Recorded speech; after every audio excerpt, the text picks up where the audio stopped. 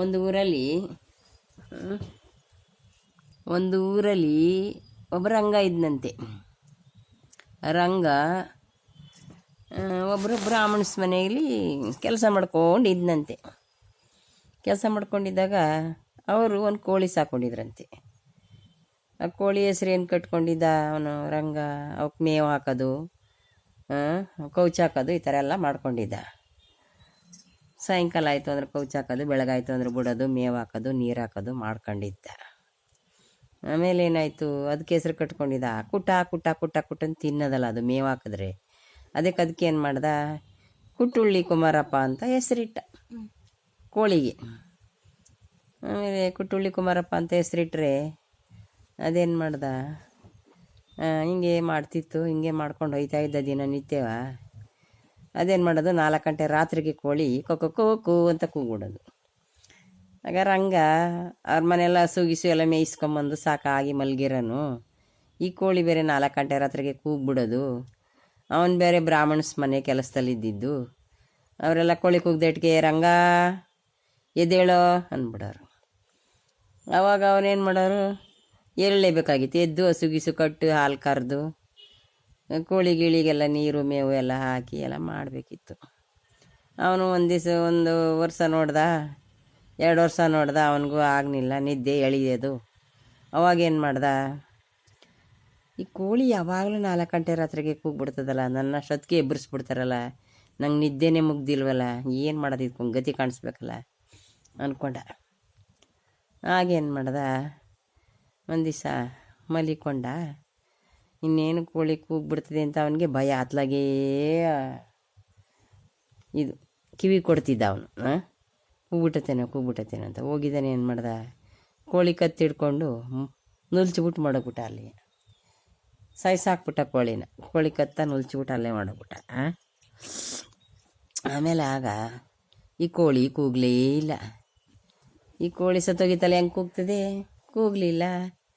ಆಮೇಲಿಂದ ಇವರು ನೋಡ್ತಾರೆ, ರಂಗ ಹೇಳ್ತಿದ್ನಲ್ಲ ಅಷ್ಟೊತ್ತಿಗೆ, ಇದೇನು ಇವತ್ತು ಎದ್ದೇ ಇಲ್ವಲ್ಲ, ಆಲೆ ಬಿಸಿಲು ಸೂರ್ಯ ಮೂಡವನೇ, ಬಿಸಿಲು ಹತ್ತದೆ. ಯಾವಾಗಲೂ ನಾವು ಬಿಸಿಲು ತಗೊಂಡಿರಲ್ಲ, ನಮ್ಮ ಮೊದಲೇ ಬ್ರಾಹ್ಮಣಿಸ್ಗಳು ಬೆಳಗಿನ ಜಾವನೇ ಎಲ್ಲ ಆಗಬೇಕು ಅಂತ ಇದು ಮಾಡ್ತಾರೆ. ಇನ್ನೂ ಹಾಲು ಕರೆದಿಲ್ಲ ಕಾಫಿಗೆ, ನಮ್ದು ಇನ್ನೂ ಸ್ನಾನ ಆಗಿಲ್ಲ, ಮಡಿ ಆಗಿಲ್ಲ ಅಂತ ಹಿಂಗೆ ಒದರಾಡ್ತಾ ಇರ್ತಾರೆ.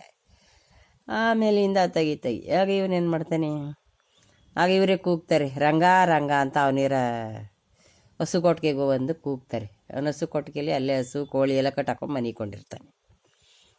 ಆಮೇಲೆ ಬುದೇರೇ ಅಂತ ಎದ್ದೇಳ್ತಾನೆ. ಯಾಕೋ ಇಷ್ಟೊತ್ತಾದರೂ ಇನ್ನೂ ಮಲಗಿದೀಯಾ, ಎಚ್ಚರನೇ ಇಲ್ವಲ್ಲ ನಿನಗೆ, ಇನ್ನೂ ಹಾಲು ಕರೆದಿಲ್ಲ, ಹಸು ಕಟ್ಟಿಲ್ಲ, ಕಸ ಮುಸ್ರೆ ಹಾಕಿಲ್ಲ, ಕೋಳಿ ಎಲ್ಲ ಕೂಗಲೇ ಇಲ್ವಲ್ಲ, ಅದೇನಾಗೋದು ನೋಡೋದು ಅಂತ. ಆಗ ಇವನು ಕಾಣದೇ ಇದ್ದ ನಂಗೆ ಹೋಗಿ ಪಂಜರ ಎತ್ತು ನೋಡ್ತಾನೆ. ಆಗ ಅಮ್ಮವರೇ ಅಯ್ಯರೇ, ಕೋಳಿ ಸತ್ತೋಗಿದೆ ಅಂತಾನೆ. ಕೋಳಿ ಸತ್ತೋಗದೆ, ಸರಿ ಅದು ಹೆಂಗೋ ಸತ್ತೋಯ್ತು ಅಂತ. ಅದು ಹೆಂಗೆ ಸತ್ತೋಯ್ತು ಗೊತ್ತಿಲ್ಲ, ಕೌಚಾಕಿತ್ತವಲ್ಲಿ ಸತ್ತೋಗದೆ ಅಂತ ಹೇಳ್ಬಿಡ್ತಾನೆ. ಆಮೇಲೆ ಅಯ್ಯೋ ಹಿಂಗೆಲ್ಲ ಆಗೋದಲ್ಲ, ತಗೊಂಡೋಗಿ ಕೋಳಿನ ಹಸುಗಳೆಲ್ಲ ಈಚೆ ಕಟ್ಟಾಕ್ಬಿಟ್ಟು ಹಾಲು ಕೊಟ್ಬಿಟ್ಟು ಕೋಳಿ ತಗೊಂಡೋಗಿ ಅಲ್ಲೆಲ್ಲಾದರೂ ಹೋಗಿ ಮಣ್ಣು ಮಾಡ್ಬಿಟ್ಟು ಬರೋದು ದೂರ. ಅಯ್ಯೋ ಹಾಗೆ ಮಣ್ಣು ಮಾಡೋಂಗಿಲ್ಲ ಅಮ್ಮವ್ರಿ ಅಯ್ಯರೇ, ಅದಕ್ಕೆಲ್ಲ ಅಕ್ಕಿ ಬೇಕು, ಅದಕ್ಕೆಲ್ಲ ಬೇಳೆ ಮಸಾಲೆ ಐಟಮ್ ಬೇಕು, ಅದಕ್ಕೆಲ್ಲ ತುಪ್ಪ ಬೇಕು, ಎಣ್ಣೆ ಬೇಕು ಅಂತ ಕೇಳ್ಕೊತಾನೆ.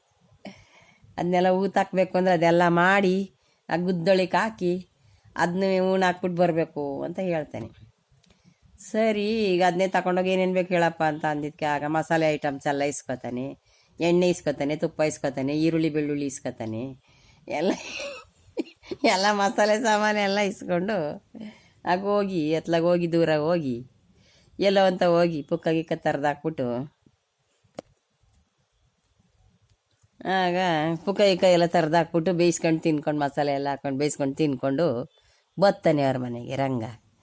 ಆಗ ಬಂದಾಗ ಏನು ಮಾಡ್ತಾರೆ, ಅವಮ್ಮ ಅಯ್ಯೋ ಚಿಕ್ಕದ್ರಿಂದ ಸಾಕಿದ್ವಲ್ಲೋ ಕೋಳಿನ, ಇದು ಎಂಥದ್ದು ಕುಟ್ಟುಳ್ಳಿ ಕುಮಾರಪ್ಪನ, ಅದನ್ನ ಏನೋ ಮಾಡಿದೆ ಪಾಪ, ಹೆಂಗೋಯ್ತು ಸತ್ತೋಗ್ಬಿಡ್ತಲ್ಲೋ, ಹೆಂಗಾಗ್ತಪ್ಪ ಅಂತ ಕೇಳಿದ್ರು ಮನೆಯವರು. ಅವರು ಬ್ರಾಹ್ಮಣ್ಸ್ ಮನೆ ಹೆಂಗಸ್ರುಗಳು.